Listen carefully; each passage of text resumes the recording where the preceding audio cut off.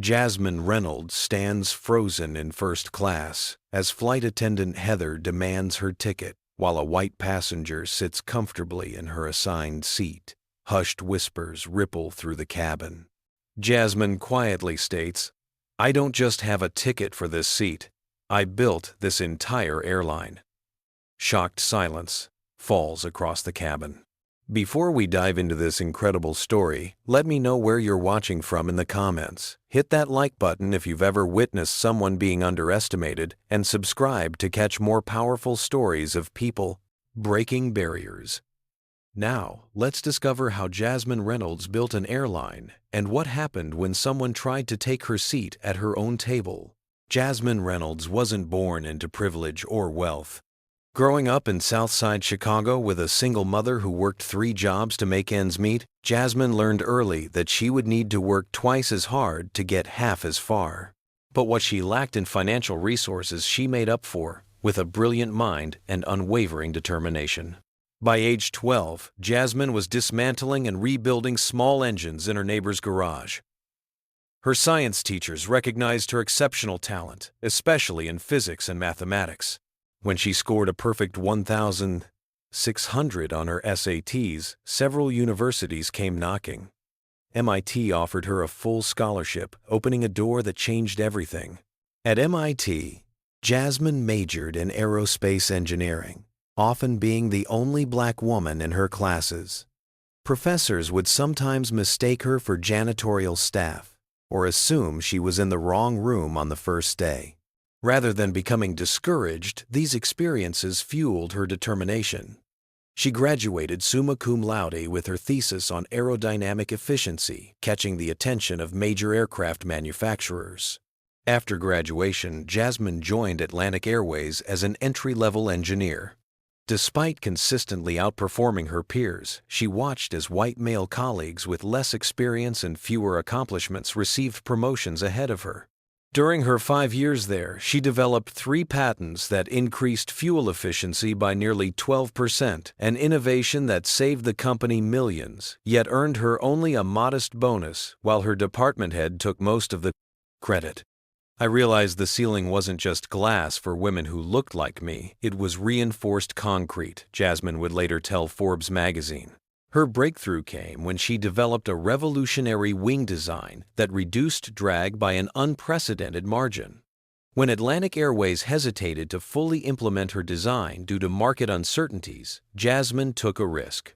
She left the company, secured venture capital funding from investors who recognized her genius, and founded SkyPath Airlines 5 years ago. The aviation industry was notoriously difficult to break into, with massive capital requirements and regulatory hurdles. Many industry veterans gave SkyPath 6 months before bankruptcy. But they underestimated Jasmine's technical expertise and business acumen. Her fuel-efficient designs gave SkyPath a crucial edge in operating costs, allowing them to offer competitive fares while maintaining higher profit margins than established carriers. Within 3 years, SkyPath grew from a regional carrier with 3 planes to a national airline with a fleet of 27 aircraft. Aviation Weekly called it the most successful airline launch in 4 decades. Jasmine made it her mission to create opportunities for minorities in aviation, implementing mentorship programs, and partnering with historically black colleges to create a pipeline for underrepresented talent. Despite her success and growing recognition, Jasmine maintained a low public profile. Her face wasn't plastered across SkyPath's marketing materials, and she rarely appeared in advertisements. "I want our service to speak for itself," she often said. "This isn't about me. It's about building something that changes an industry." Jasmine occasionally traveled incognito on her own airline, booking tickets under her middle name and wearing casual clothes rather than her usual executive attire. She found these experiences invaluable for understanding the customer experience firsthand. Today's flight from New York to Chicago was particularly important. Jasmine was headed to a crucial meeting with international investors that could expand SkyPath to European routes, a major leap forward for the growing airline. She had deliberately booked a morning flight to give herself time to prepare in Chicago before the evening meeting. Boarding had gone smoothly. Jasmine wore jeans, a simple blouse, and minimal makeup, a stark contrast to her usual boardroom appearance. She carried a well-worn leather messenger bag rather than her executive briefcase. The gate agent had scanned her ticket with a courteous nod, not recognizing the woman who signed his paychecks. As Jasmine settled into the boarding area, she noticed a woman in an expensive designer suit pacing nearby, speaking loudly into her phone about marketing strategies and repeatedly mentioning the Chicago deal. This was Karen Mitchell, a 5-year-old marketing executive known for her aggressive tactics and self-promotion. Karen's reputation in business circles was that of someone who knew how to take credit and sideline opponents, particularly those she viewed as diversity hires. As first class was called for boarding, both women moved toward the gate. Karen strode ahead, barely glancing at those around her, her designer heels clicking authoritatively on the terminal floor. Jasmine followed at a measured pace, observing the operations of her airline with a careful eye. Neither woman realized that their paths were about to collide in a way that would expose the ugly underbelly of prejudice that still infected the corporate world, even in companies founded on principles of equality and fairness. Jasmine had settled into her first-class seat 1A when her phone buzzed with an urgent call. The display showed it was Tyler Bennett, Skypath's COO, likely calling about the Chicago investors. Jasmine glanced at her watch, still 20 minutes before takeoff, and stepped into the jet bridge for privacy. "Tyler, I've got about 5 minutes. What's the update?" Jasmine kept her voice low as she listened to new developments about the evening meeting. The European Investment Group had sent updated projections that needed review before their discussion. "I'll look them over during the flight." "Anything else critical?" she asked. After confirming a few final details, Jasmine ended the call and returned to the cabin, only to find someone else in her seat. Karen Mitchell had made herself comfortable in seat 1A, her designer bag stowed overhead and a glass of pre-flight champagne already in hand. She was typing rapidly on her phone, her belongings spread across the seat and tray table as if marking territory. Jasmine paused at the row, waiting for Karen to acknowledge her presence. When no recognition came, she gently cleared her throat. "Excuse me, I believe that's my seat," Jasmine said, keeping her tone conversational and professional. Karen glanced up briefly, her eyes making a quick assessment of Jasmine's casual attire and natural hair before returning to her phone. "No, this is my seat." She didn't bother to check her boarding pass. "I'm in one." Jasmine clarified, pulling out her boarding pass. "Would you mind checking your ticket?" Karen sighed dramatically, as if greatly inconvenienced. "Look, I always book 1A when I fly. There must be some mistake with your ticket." Still, she made no move to check her own boarding pass or vacate the seat. Their conversation had attracted the attention of Heather Barnes, a flight attendant who had been with Skypath for only 4 months. She approached with a practiced smile that didn't quite reach her eyes. "Is there a problem here?" Heather asked, though her attention was primarily directed toward Karen. "I'm trying to take my assigned seat, but there seems to be a confusion," Jasmine explained, extending her boarding pass. "I'm in 1A. Heather glanced at Jasmine's ticket but made no move to take it for closer inspection. Instead, she turned to Karen. "Ma'am, could I see your boarding pass, please?" "It's on my phone, but I know I'm in 1A. I always am." Karen took a leisurely sip of champagne while pulling up her mobile boarding pass. She flashed it briefly in Heather's direction, without allowing time for actual verification. "See, all good," Karen said dismissively. Heather turned back to Jasmine with a tight smile. "Perhaps you misread your seat assignment. First-time, first-class passengers sometimes get confused about the numbering system." The assumption that Jasmine was a first-time, first-class passenger, despite no evidence to suggest this, hung in the air between them. Jasmine felt a familiar weight in her chest, the same feeling she'd experienced countless times throughout her career when someone made assumptions based solely on her appearance. "I'm not confused," Jasmine replied evenly. "My boarding pass clearly says 1A. Would you like to scan it to verify?" Heather's smile became strained. "We're trying to complete boarding quickly. There are plenty of other seats available in economy. If you'd add our bladding from mortars—" "I didn't book economy," Jasmine interrupted firmly. I booked 1A in first class, which is currently occupied by someone else. By now, other first-class passengers were watching the interaction with undisguised interest. Most were middle-aged white executives who seemed both uncomfortable and vaguely amused by the situation. Karen let out an exasperated sigh. "Look, the flight attendant is trying to help you. Why don't you just take whatever seat she offers so we can all get on with our day? Some of us have important meetings to prepare for." The implication that Jasmine couldn't possibly have important business of her own caused several emotions to flash through her mind: frustration, anger, weariness. But decades of navigating professional spaces had taught her to keep these feelings from showing on her face. "So do I," Jasmine replied calmly. "In my assigned seat, which is 1A, Heather's demeanor shifted from polite dismissal to visible annoyance. "Ma'am, you're holding up the boarding process. I'm going to have to ask you to take a seat in economy for now, and we can sort this out after takeoff if necessary." "That won't be necessary," Jasmine said. "I'd like you to properly check both of our boarding passes, right now." Heather looked flustered by Jasmine's calm but firm insistence. "I really don't think. Is there a problem here?" A male flight attendant named Marcus approached his expression concerned.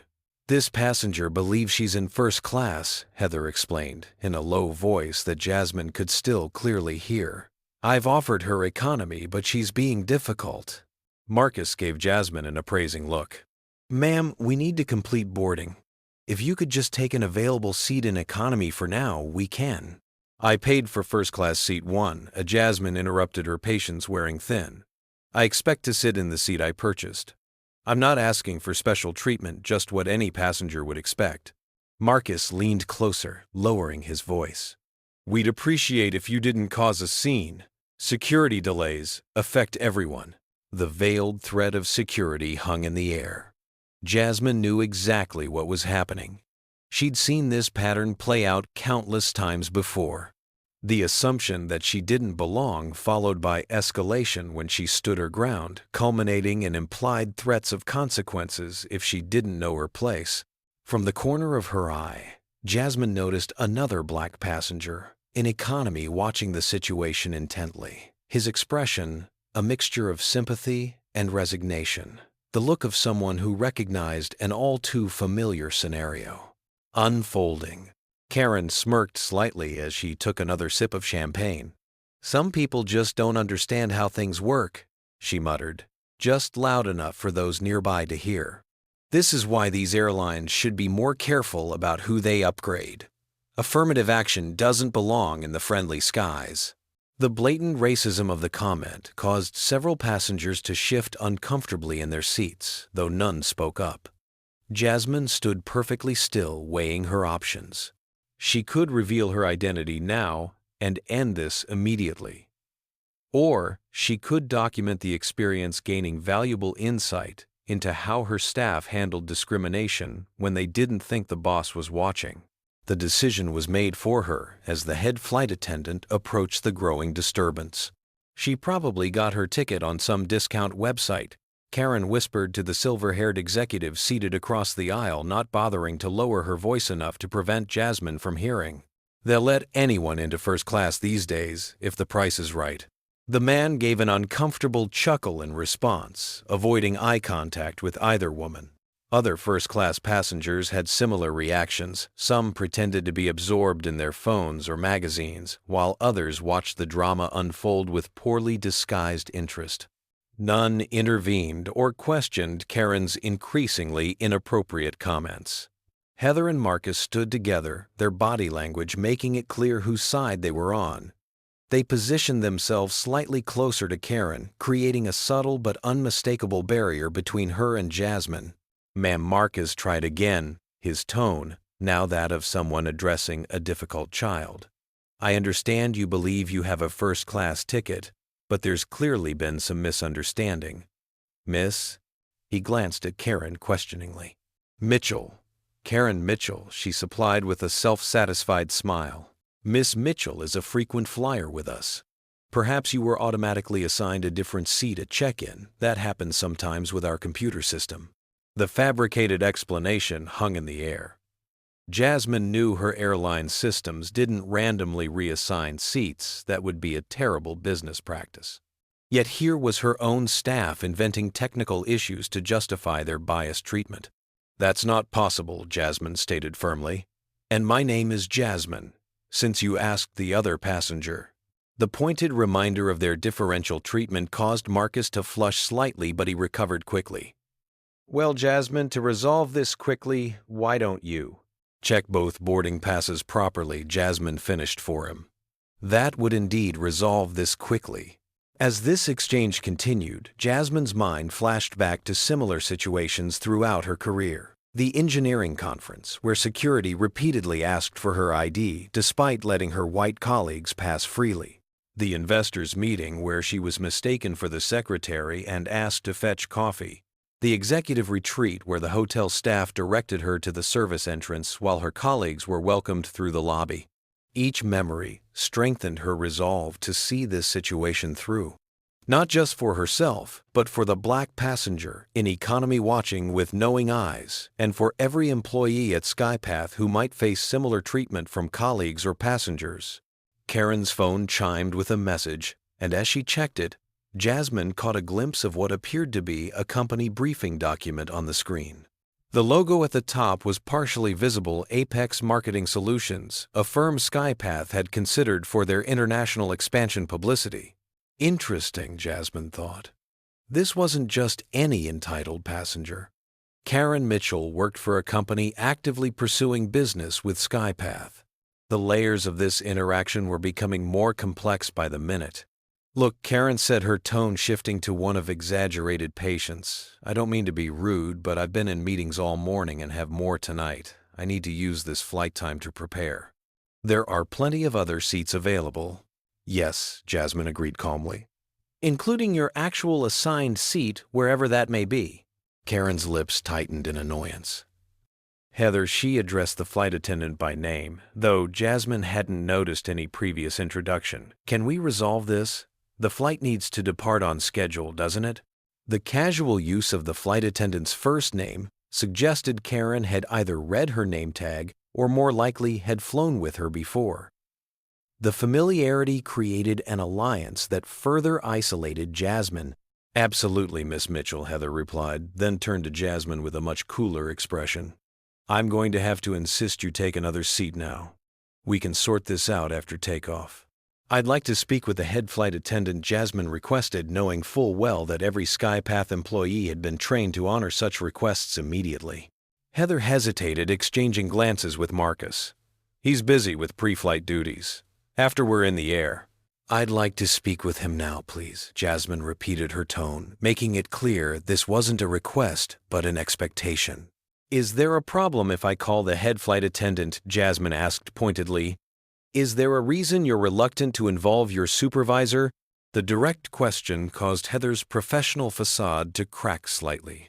She knew she was supposed to fetch the head flight attendant when requested, but clearly didn't want to escalate the situation beyond her control. Marcus stepped in. "I'll get Brad," he said, then leaned closer to Heather and whispered something that made her eyes widen slightly. Whatever he said, it caused a shift in her demeanor. A flash of uncertainty crossed her face. As Marcus moved toward the front of the cabin, Jasmine noticed the black passenger from economy had stood up and was watching intently. Their eyes met briefly, and he gave her a subtle nod of solidarity. In that wordless exchange was a shared understanding: the burden of having to always be composed, always be reasonable, always be twice as professional in the face of blatant disrespect. Heather shifted her weight uncomfortably in the ensuing silence. Karen had returned to her phone, scrolling through emails as if the matter were already resolved in her favor. The other first-class passengers continued their studied ignorance of the situation, though Jasmine could feel their occasional glances. In this moment of suspended animation, Jasmine took stock of what this incident revealed about her airline, the airline she had built from nothing, powered by her innovations and guided by her vision of fairness and respect for all passengers. The gap between her intentions and this reality was both painful and informative. She had started Skypath with a mission to change aviation culture from the inside out. Yet here, in full view, was evidence that creating a truly equitable environment would take more than just mission statements and diversity initiatives. It would require confronting biases that ran deep in individuals who carried them into the workplace, often without even recognizing their prejudices. Jasmine's thoughts were interrupted by the approach of Bradley Phillips, the head flight attendant for this flight and one of Skypath's longest-serving crew members. Brad had been with the airline since its founding, having joined after 15 years at larger carriers. He moved with the confidence of a seasoned professional, his expression neutral as he assessed the situation. Then his eyes landed on Jasmine, and everything changed. Brad Phillips froze mid-stride, his professional demeanor momentarily shattered by shock. Even in her casual clothes with minimal makeup, there was no mistaking Jasmine Reynolds once you'd met her in person. And Brad had many times. He'd been one of the first flight attendants she'd personally hired. "Miss Reynolds," he said, quickly recovering and straightening his posture. "I'm so sorry for the confusion. Is everything all right?" The shift in the atmosphere was immediate and palpable. Heather's eyes widened to almost comic proportions as she processed what she was hearing. Marcus, who had followed Brad back to the scene, looked as though someone had pulled the floor out from under him. Karen glanced up from her phone confusion, crossing her features. "Who?" she asked, looking between Brad and Jasmine. Brad ignored Karen's question, his attention fully on Jasmine. "How can I assist you, Miss Reynolds?" His tone had transformed from the professional cordiality of a head flight attendant to the deference one shows to a company founder and CEO. "There seems to be some confusion about seating assignments," Jasmine replied evenly, her calm in stark contrast to the tension surrounding her. "I'm assigned to seat 1A, but as you can see, someone else is occupying it." Brad's face flushed as understanding dawned. He immediately turned to Karen. "Ma'am, I'll need to see your boarding pass, please." Gone was the benefit of the doubt that both Heather and Marcus had extended to Karen. Gone was the assumption that Jasmine must be confused or trying to upgrade herself inappropriately. The power dynamic had shifted completely. "I don't understand what's happening," Karen said, her confident demeanor beginning to crack. "Who is she?" Brad hesitated, clearly uncertain whether Jasmine wanted to be identified. In that moment of hesitation, Heather leaned toward Karen and whispered something urgently. Whatever she said caused Karen's face to drain of color. Her eyes darted back to Jasmine, reassessing her with dawning horror. "I'd be happy to move you to another first-class seat," Miss Reynolds, Brad offered, clearly trying to resolve the situation with minimal further embarrassment. "We have 1C available, which is—" "Thank you, Brad, but that won't be necessary," Jasmine interrupted smoothly. "I'd like my assigned seat, please." Karen's earlier confidence had evaporated entirely. She began gathering her things with shaking hands. "There must be some mistake with the system," she muttered. "I'm sure my boarding pass said 1A.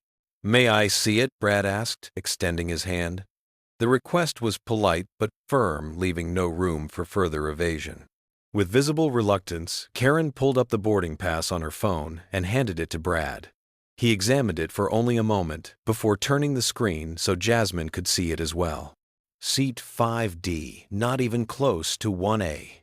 "As I thought," Jasmine said quietly. A simple verification would have resolved this immediately. The implications hung heavily in the air.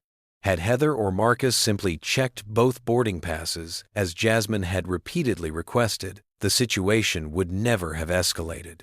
Their assumption that Karen belonged in first class, while Jasmine did not, spoke volumes about the unconscious biases still operating within the airline. Jasmine had founded specifically to combat such discrimination. Have you ever been in a situation where someone underestimated you based on your appearance? Comment number 1. If you've experienced discrimination in a professional setting.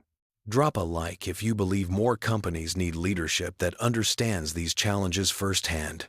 And if you haven't subscribed yet, do it now to see what happens next in this powerful confrontation. Do you think Karen knew exactly who Jasmine was all along?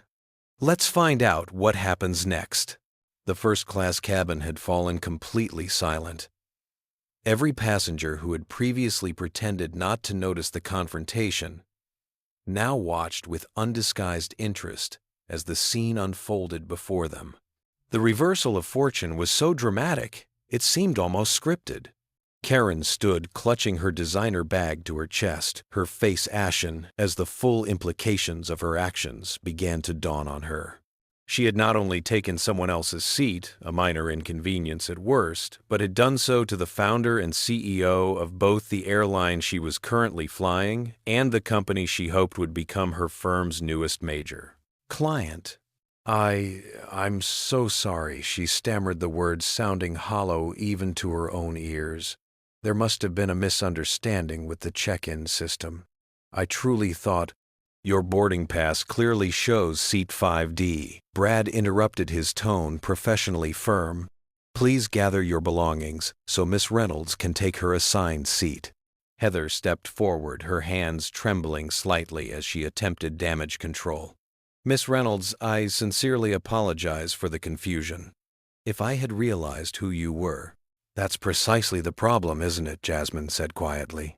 The issue isn't that you didn't recognize me. It's that you didn't believe me, or even properly check my ticket, because of assumptions you made based on my appearance. Heather's face crumpled as the truth of Jasmine's words hit home. She wasn't being reprimanded for failing to recognize the CEO. She was being called out for her biased treatment of a passenger who happened to be black. No amount of backpedaling could erase what had just been revealed about her default assumptions and behaviors. I didn't mean to. I would never intentionally. Heather struggled to find words that could possibly repair the damage. We'll discuss this later. Brad cut in, recognizing that the middle of the first-class cabin during boarding was neither the time nor place for the necessary conversation. For now, please assist Miss Mitchell to her correct seat. Karen, still visibly shaken, made one last attempt to salvage her dignity. It was an honest mistake with the seat numbers. Anyone could have. 5D and 1A are not easily confused. Brad pointed out his patience, clearly wearing thin. Please proceed to your assigned seat so we can complete boarding. As Karen gathered the last of her belongings, she leaned slightly toward Jasmine. I hope this unfortunate misunderstanding won't affect our company's potential partnership, she whispered urgently.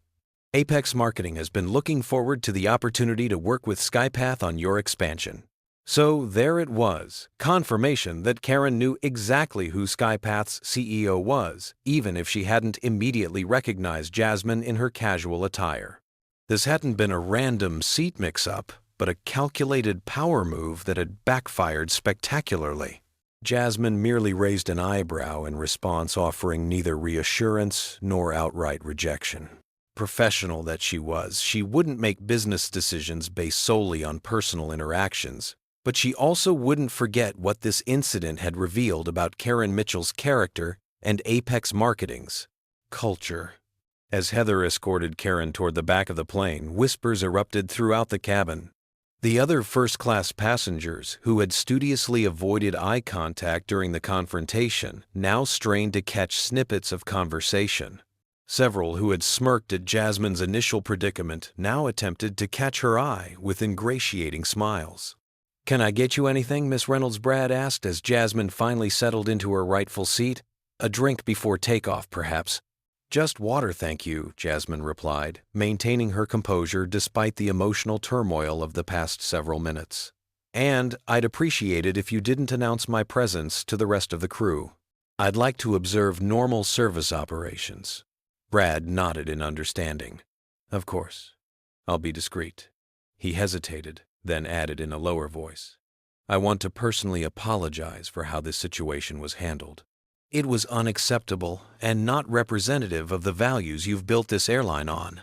Jasmine appreciated his sincerity, but knew this wasn't just about one incident or a few staff members. It was about systems and cultures that enabled such behavior, systems she was responsible for as CEO. We'll address it properly after the flight, she assured him. For now, let's focus on getting everyone to Chicago safely and on schedule. As Brad moved away to complete pre-flight preparations, Jasmine noticed the black passenger from economy watching the resolution of the scene. Their eyes met again, and this time he gave her a small smile and a subtle thumbs up. In that moment of connection, Jasmine was reminded of why she had built SkyPath in the first place, not just as a business venture, but as a statement that excellence, innovation, and leadership could come from anyone, regardless of race or gender. The sound of hushed conversation from the galley caught her attention. She could see Heather and Marcus huddled together, their expressions, a mixture of mortification and fear. Occasionally, one would glance in her direction before quickly looking away.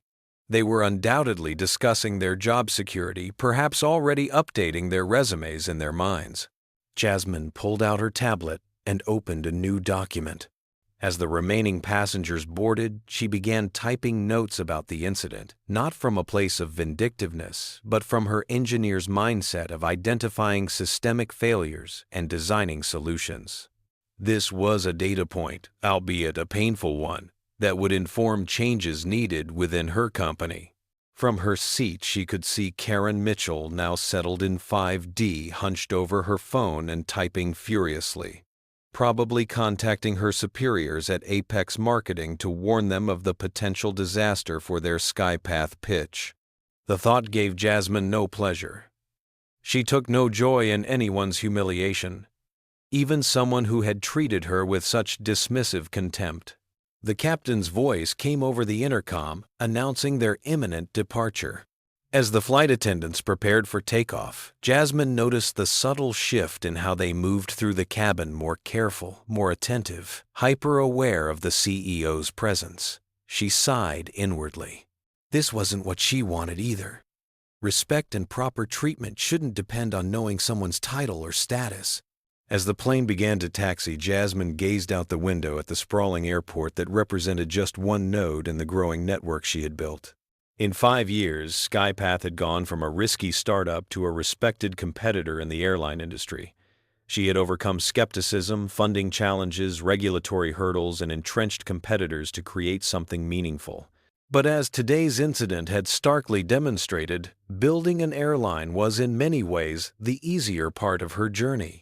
Transforming the culture within it and addressing the biases that people brought with them into her company would be the work of years, not months. It was work she was committed to doing, starting with what she would observe during this flight. The engines roared as the plane accelerated down the runway, pressing Jasmine back into her seat, the seat she had fought for, the seat that was rightfully hers in more ways than one. Once the seatbelt sign switched off at cruising altitude, the first-class cabin service began with a palpable tension. Brad had apparently briefed the crew about Jasmine's presence without announcing it to everyone, resulting in a strange dynamic where some flight attendants treated her with careful deference while others remained oblivious. Heather, assigned to first-class service, approached Jasmine's seat with visible anxiety. "Would you care for a beverage, Miss Reynolds?" she asked, her voice slightly higher than natural.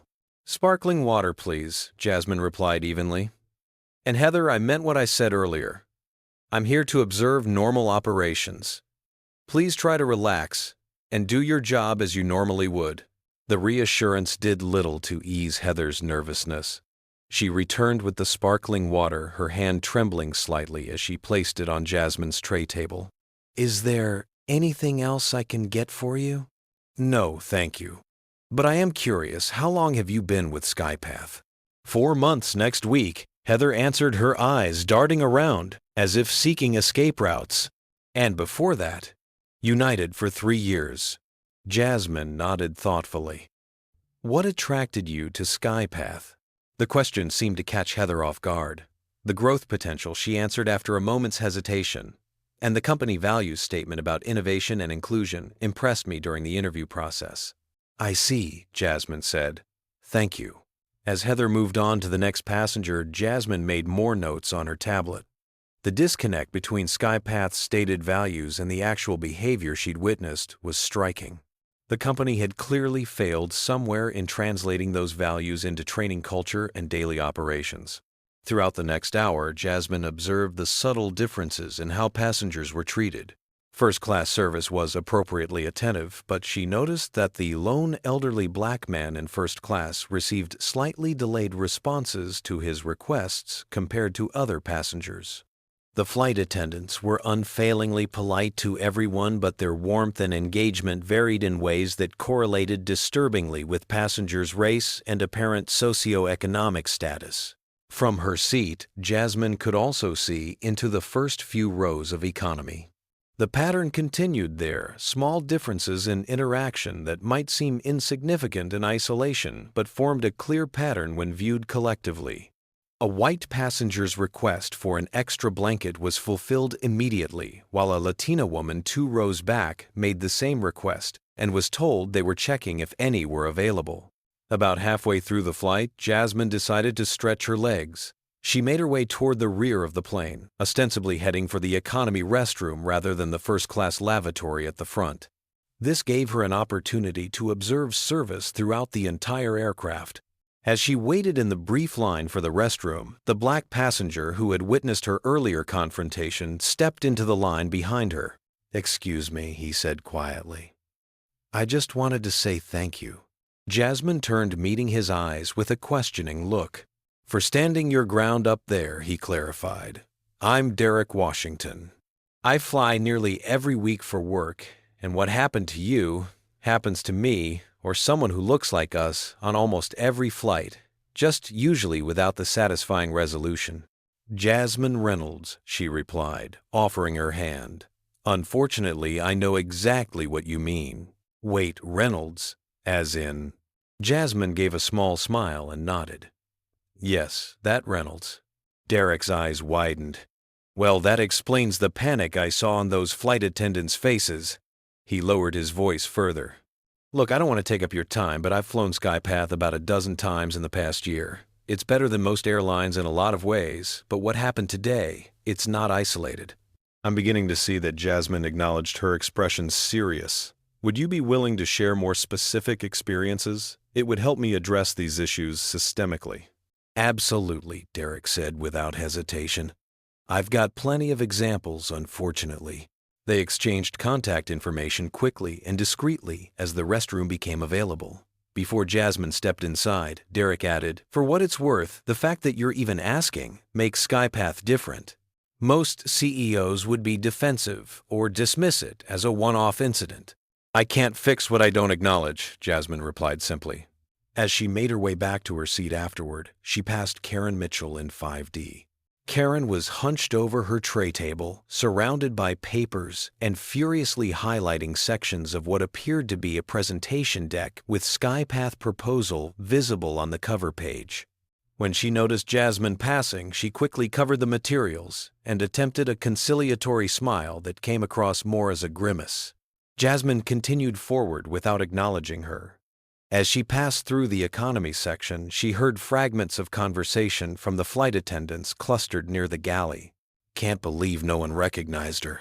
Heather is freaking out," said Marcus. "Might be written up. Checking social media to see if it's gone viral yet."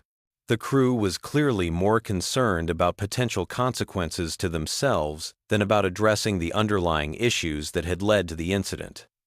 This, too, was valuable information for Jasmine to consider. Back in her seat, Jasmine opened her tablet again and created a new section in her notes titled Action Items.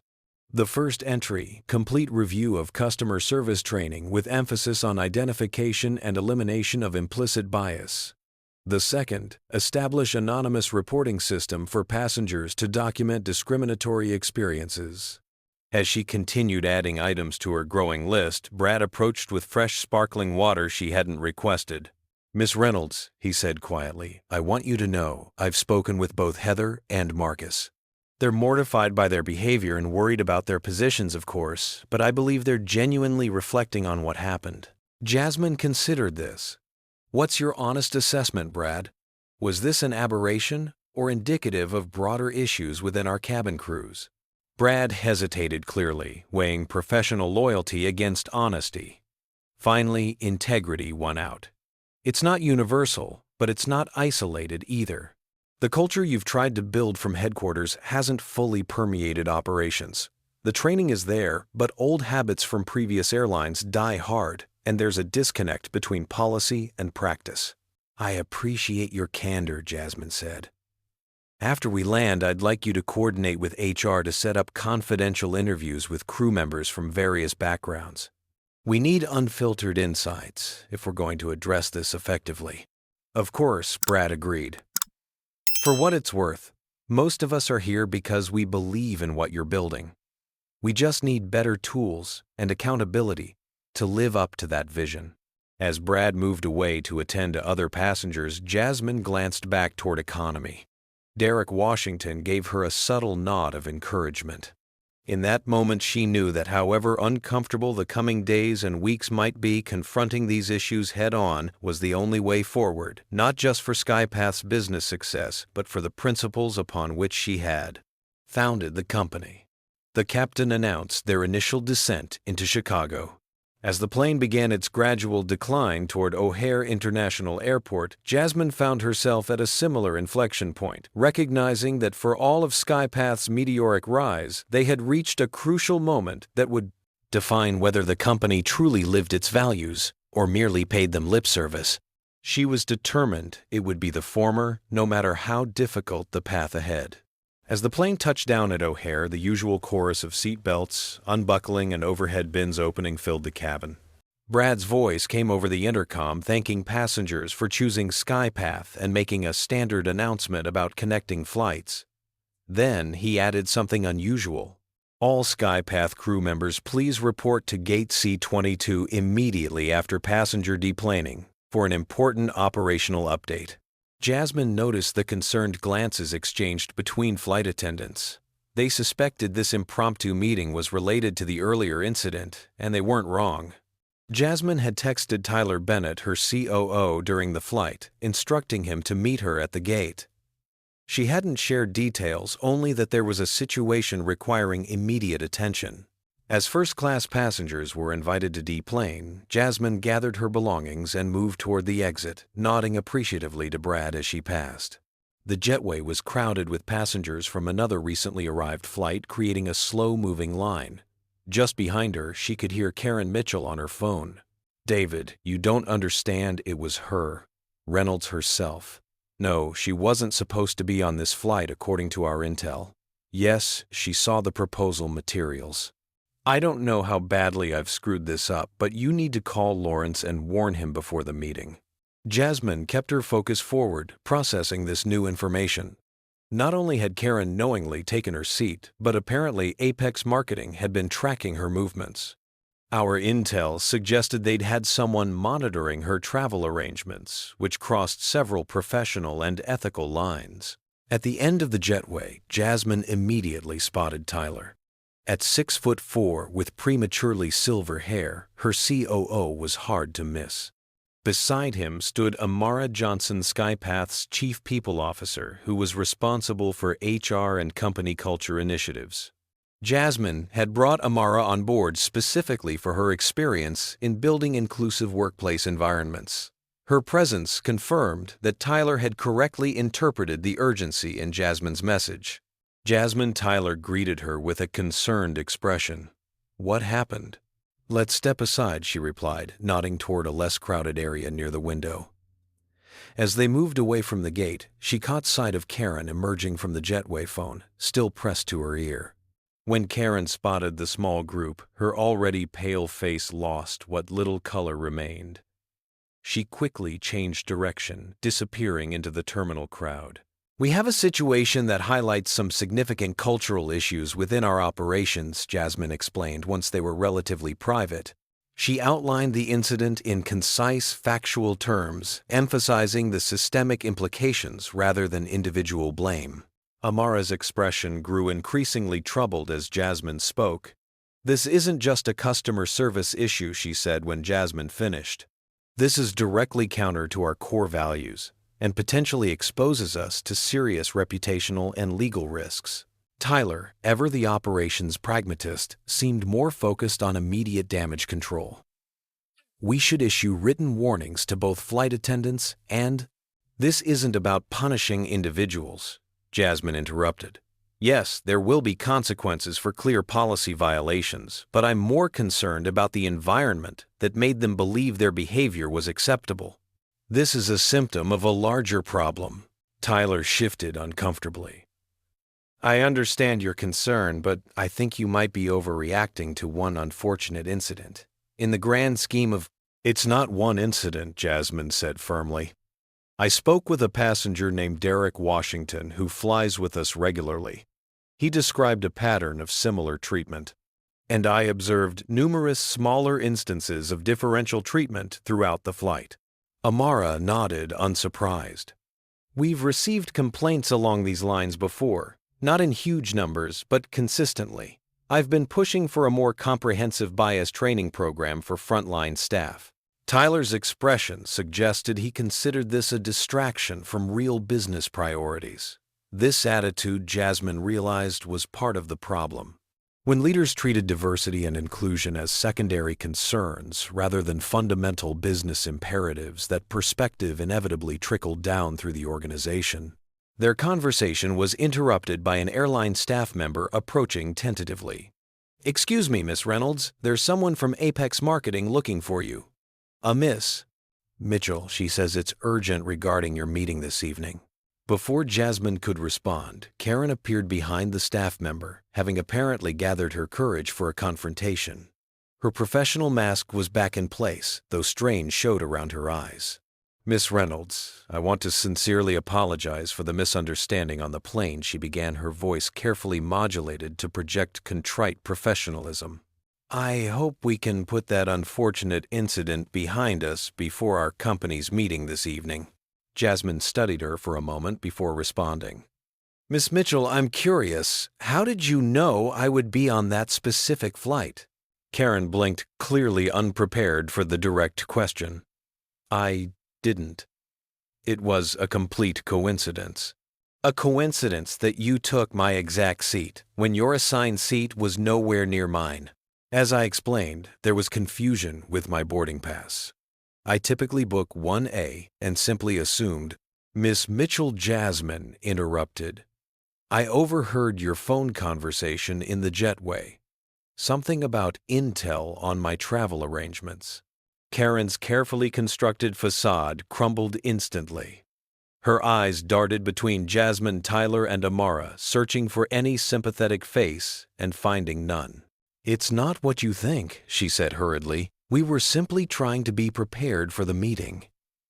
William, Mr. Fraser, our CEO, wanted to make sure we understood your travel patterns for the proposal. It's standard research for high-value prospects. Monitoring my personal travel isn't research, Miss Mitchell. It's invasion of privacy. At best, corporate espionage at worst. Tyler stepped forward, his business instincts taking over. I think we need to reconsider our meeting with Apex this evening. If this is how you conduct yourselves before becoming our partners, I'm concerned about what would happen afterward. Please, Karen's professional demeanor gave way to desperation. This account would be transformative for Apex. William is flying in specifically for this meeting. He doesn't even know about this situation yet. He'll need to be informed, Jasmine said firmly, because I intend to discuss it during our meeting. Karen's expression cycled rapidly through shock, fear, and calculation. Perhaps we could discuss this privately. I'm sure we can come to an understanding that benefits everyone. I'm not interested in private arrangements, Jasmine replied. I'm interested in doing business with companies whose values align with ours in practice, not just on paper. As if on cue, the Skypath crew from the flight emerged from the jetway. Brad led the group, followed by a visibly anxious Heather and Marcus, along with the rest of the cabin crew. They congregated uncertainly near the gate desk, awaiting the promised operational update. Jasmine turned back to Karen. If you'll excuse me, I have a company matter to address. This isn't over, Karen said, dropping all pretense of professionalism. William has connections throughout the industry. If you embarrass Apex over a simple misunderstanding about a seat, you'll regret it. The threat hung in the air between them, as obvious as it was inappropriate. Tyler looked ready to respond, but Jasmine placed a restraining hand on his arm. Miss Mitchell, I built an airline from scratch, despite an industry that didn't believe a black woman could succeed. Do you really think threats from a marketing firm will intimidate me? She held Karen's gaze steadily. We'll see you and Mr. Fraser at 6 o'clock as scheduled. I suggest you use the intervening hours to reflect on your approach. As Karen stalked away, Amara leaned closer to Jasmine. Security cameras in the gate area, she murmured. Should I have someone pull the footage? Yes, Jasmine confirmed, and check the boarding process video as well. I want to see exactly what happened when she took my seat. Tyler glanced toward the assembled flight crew. What are you going to do about them? Jasmine watched the nervous group for a moment. I'm going to tell them the truth, and then I'm going to listen. The SkyPath Chicago conference room crackled with tension as the clock approached 6. Jasmine sat at the head of the table, flanked by Tyler and Amara. Brad Phillips had also been asked to join, as had Derek Washington, who had enthusiastically accepted Jasmine's invitation to provide his perspective as a frequent flyer. Across the table sat empty chairs awaiting the Apex marketing representatives. The afternoon had been a whirlwind of activity reviewing security footage that clearly showed Karen deliberately taking Jasmine's seat after recognizing her in the boarding area, speaking with the flight crew about systemic issues in customer service, and preparing for this confrontation with Apex. At precisely 6 o'clock, the conference room door opened. Karen entered first, followed by a distinguished-looking man in his 60s with silver hair and an expensive suit. William Fraser, CEO of Apex Marketing. Behind them trailed 2 junior executives carrying presentation materials. Miss Reynolds. William began with practiced charm as he extended his hand. A pleasure to finally meet you in person. I've been following SkyPath's remarkable growth with great interest. Jasmine shook his hand firmly. Mr. Fraser, thank you for joining us. I believe you know my COO, Tyler Bennett. This is Amara Johnson, our Chief People Officer Brad Phillips, one of our senior flight attendants, and Derek Washington, a frequent SkyPath passenger who's providing customer experience consultation. William's eyes narrowed slightly at the unexpected additions to the meeting, particularly Derek. He had clearly anticipated a standard business presentation, not whatever this configuration suggested.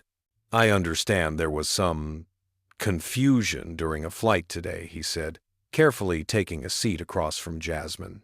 Karen has briefed me on the unfortunate misunderstanding. I'd be interested to hear what she told you, Jasmine replied.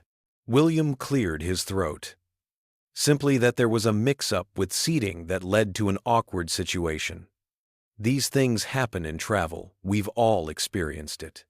But I assure you, it has no bearing on Apex's ability to deliver exceptional marketing services for SkyPath's international expansion. Mr. Fraser, with respect that significantly downplays what happened, Jasmine said. This wasn't a simple mix-up. Security footage shows Miss Mitchell deliberately taking my seat after recognizing me in the boarding area. When confronted, she refused to move and made racially charged comments. When I attempted to resolve the situation, your employee called on flight attendants to support her claims, resulting in my being threatened with removal from the flight. Karen squirmed uncomfortably in her seat as Jasmine recounted the events.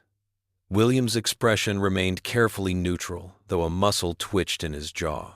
Furthermore, Jasmine continued, Miss Mitchell later admitted that Apex has been monitoring my personal travel arrangements as part of your research for this proposal. And when confronted about these behaviors, she threatened that you would use your connections throughout the industry against SkyPath if we raised these issues. William's practiced smile faltered. I'm sure there's been some misinterpretation. We have the security footage, Mr. Fraser. Tyler interrupted, sliding a tablet across the table. And the audio from Miss Mitchell's threats at the gate was captured by airport security cameras. Would you like to review it? William ignored the tablet, his demeanor shifting from charm to damage control. Miss Reynolds, I want to personally apologize for any inappropriate behavior from my team. Rest assured that Apex Marketing holds itself to the highest ethical standards, and any deviation from those standards will be addressed immediately. That's a start, Jasmine acknowledged. But I'm more interested in understanding the culture at Apex that made Miss Mitchell believe these actions were acceptable business practices.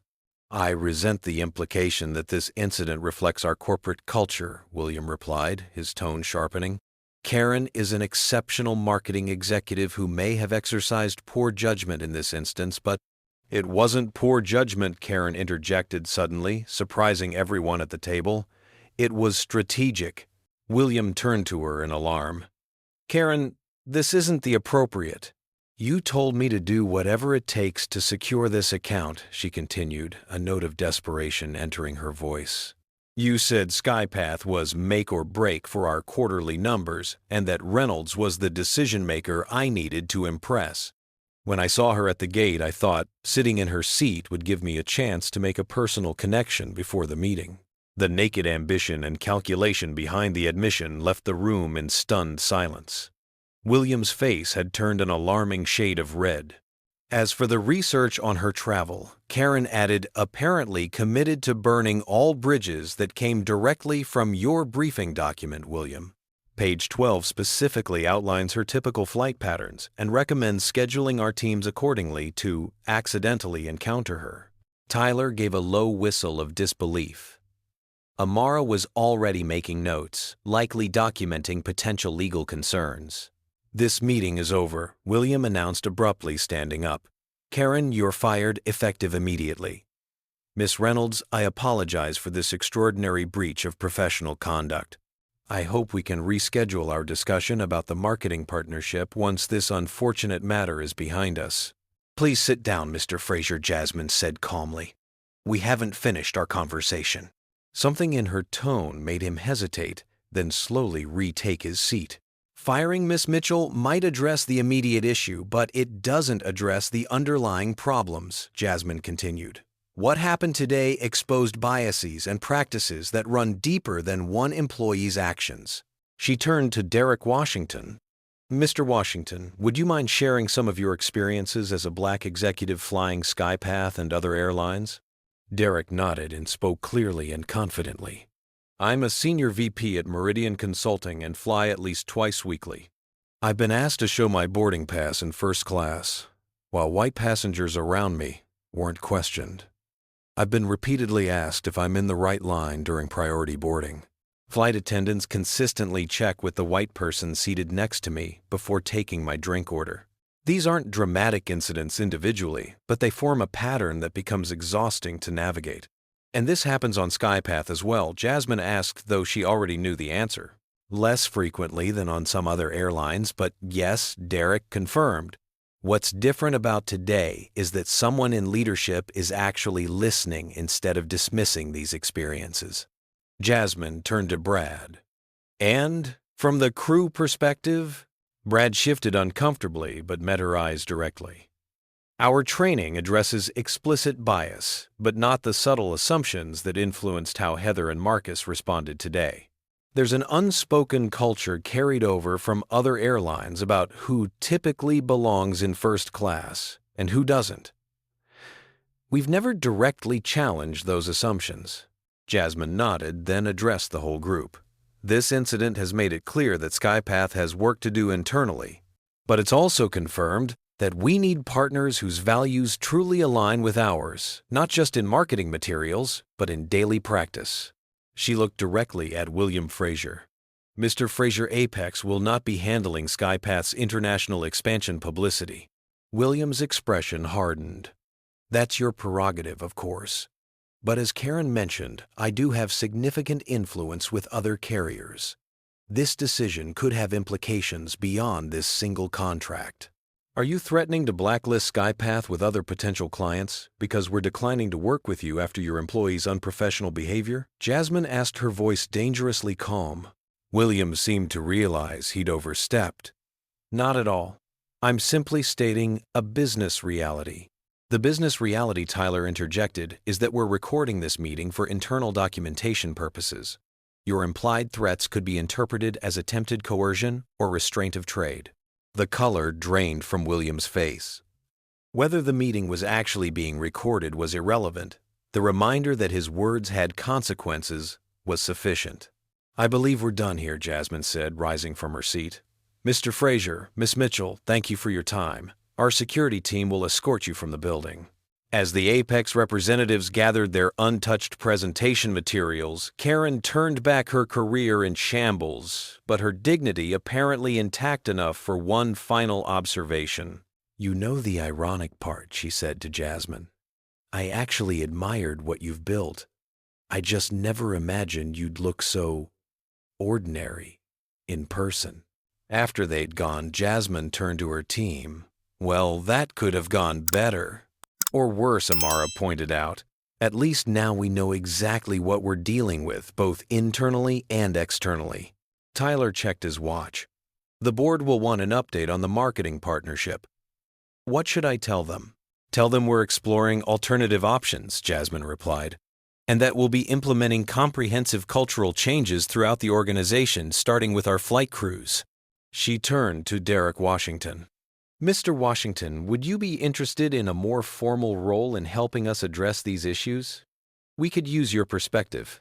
Derek smiled. "I'd be honored. And please call me Derek." As they gathered their materials to leave, Brad approached Jasmine hesitantly. "What about Heather and Marcus? Are they being terminated?" Jasmine considered this carefully. "No. They're being retrained, along with every other customer-facing employee. What happened today wasn't just about two flight attendants making poor decisions. It was about systems that enabled those decisions. We're going to fix the systems." The group filed out of the conference room, their conversation shifting to concrete next steps and implementation plans. As they walked through SkyPath's Chicago offices, staff members watched with curious expressions, sensing that something significant had transpired, but uncertain of the details. What they couldn't know was that this day marked a turning point not just for SkyPath Airlines, but potentially for an industry that had long struggled with the same biases and assumptions that had been so starkly exposed on Flight 1477. From New York to Chicago. 1 week later, Jasmine stood before a camera in SkyPath's headquarters, broadcasting live to all 8,000 company employees across the country. Behind her was a simple blue background with the SkyPath logo and the words "Dignity in Flight" prominently displayed. "Good morning, everyone," she began, her voice clear and resolute. "Many of you have heard rumors about an incident on Flight 1477 last week. Today, I want to address what happened directly and share the changes we'll be implementing as a result." She recounted the events on the plane without embellishment, taking care not to name specific employees while ensuring the lessons were clear. "When I founded SkyPath 5 years ago, I had two goals: to revolutionize aviation technology and to create an airline where every passenger is treated with equal respect and dignity. We've succeeded admirably at the first goal. The incident last week showed we still have work to do on the second." The camera panned back to show Amara Johnson joining Jasmine at the podium. "Today we're announcing several initiatives that will help us better live our values," Amara explained. "First, a comprehensive anti-bias training program that goes beyond theoretical concepts to address real-world situations. This isn't about checking boxes. It's about fundamentally changing how we think about and interact with our passengers and each other." Jasmine continued. "Second, we're implementing a mystery passenger program that will help us regularly assess our service equity. Diverse evaluators will travel on our flights and provide detailed feedback about their experiences. This program will be led by Bradley Phillips, who has been promoted to our new position of Director of Passenger Dignity Initiatives." The camera cut to Brad, who nodded solemnly in acknowledgement of both the honor and responsibility of his new role. Additionally, Amara added, "We're creating an anonymous reporting system for passengers who experience or witness discriminatory treatment on our flights. These reports will be reviewed by a diverse committee of staff members from all levels of the organization, ensuring multiple perspectives inform our responses." Jasmine moved to the personal implications of these changes. "I want to address the flight crew from Flight 1477 directly. The flight attendants involved have shown genuine remorse and a commitment to growth. Rather than termination, they've been reassigned to help develop and implement our new training programs, bringing their first-hand experience of how unconscious bias can affect decision-making. She paused, making eye contact with the camera to emphasize her next point. This isn't about punishment. It's about transformation. SkyPath will lead the industry not just in fuel efficiency and innovative design, but in creating a truly equitable experience for every passenger. The broadcast continued with specific details about implementation timelines and accountability measures. When the formal presentation concluded, Jasmine opened the floor for questions from employees joining virtually from across the country. She answered each one directly, refusing to hide behind corporate jargon or vague assurances. When asked about the Apex marketing situation, she was characteristically straightforward. We've selected a different partner for our international marketing campaign.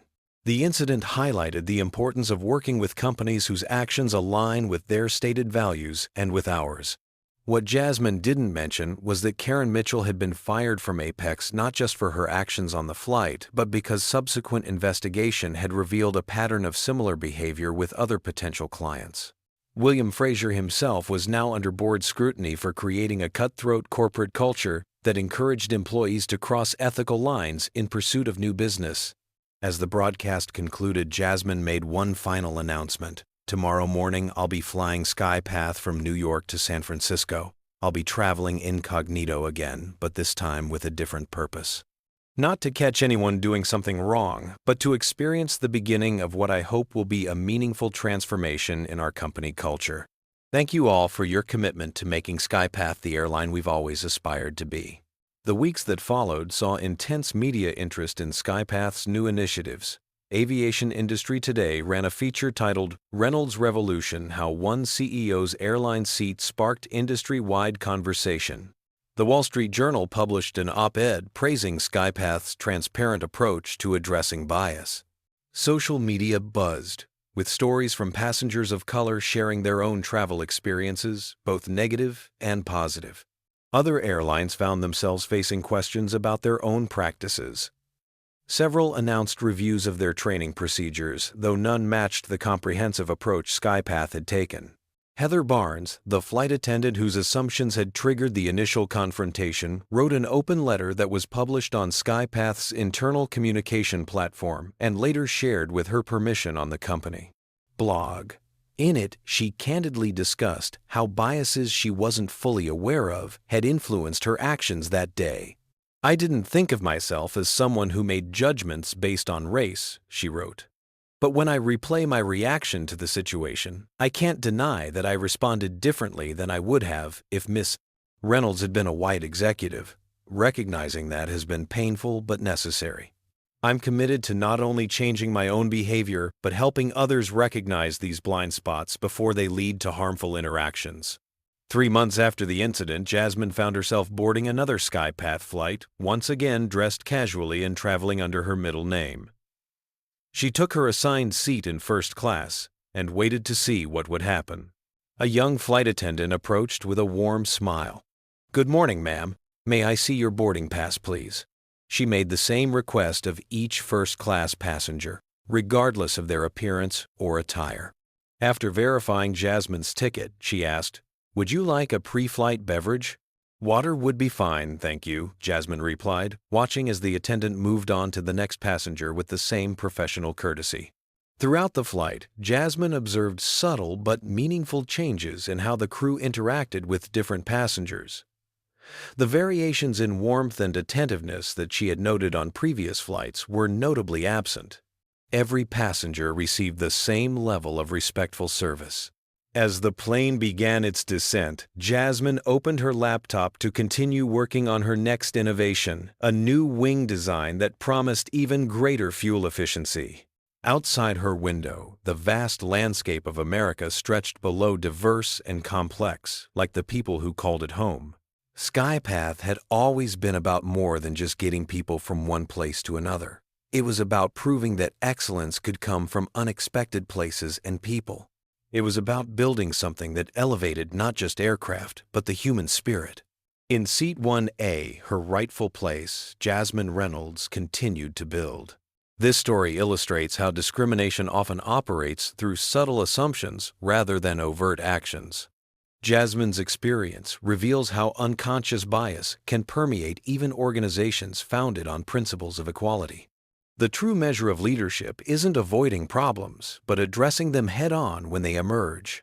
What made Jasmine an exceptional leader wasn't just her technical brilliance or business acumen, but her willingness to use a painful personal experience as a catalyst for systemic change. Rather than simply punishing individuals, she recognized the need to transform the culture that enabled discriminatory behavior. The story also demonstrates how privilege shapes perception. Karen never questioned her entitlement to preferential treatment, while those around her reinforced her assumptions through their actions. Breaking these patterns requires intentional effort and constant vigilance. Perhaps most importantly, the narrative shows that meaningful change requires both personal accountability and institutional commitment. Each character faced a choice: defend the status quo or embrace uncomfortable growth. True progress happens when individuals acknowledge their biases and organizations create systems to overcome them.